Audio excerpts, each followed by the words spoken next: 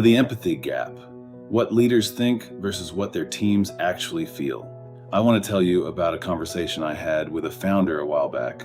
This person had built a solid company, good product, loyal clients, a team they'd worked alongside for years. When I asked how things were going internally, they said, "Pretty good. I make myself available, I care about them, I think they know that." 3 weeks earlier, two of their best people had quietly started looking for other jobs. A third had stopped bringing ideas to meetings. None of them had said a word.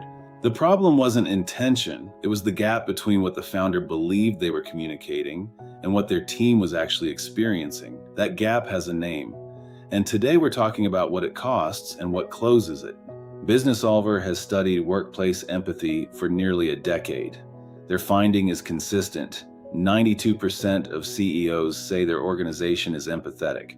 Only 72% of employees agree.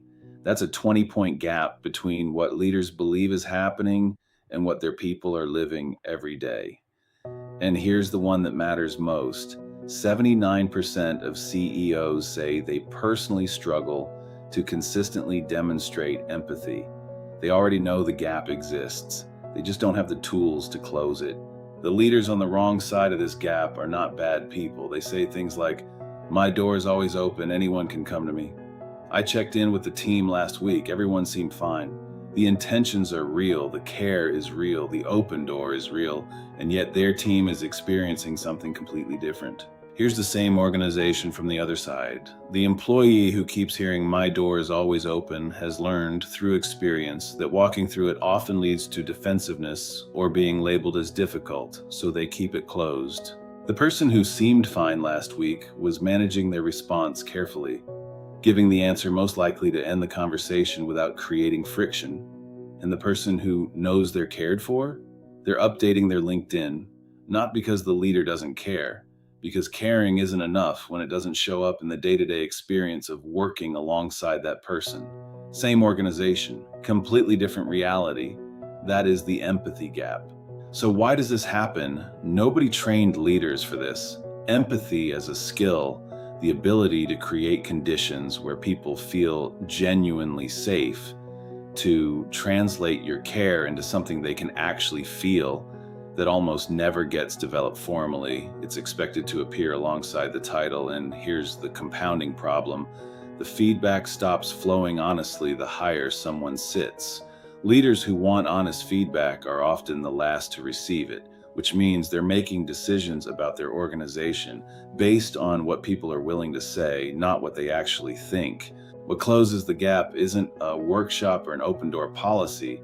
It's treating empathy the way it actually is, a learnable skill. The leaders who've closed it describe a specific moment when someone on their team finally says something honest they never would have said before.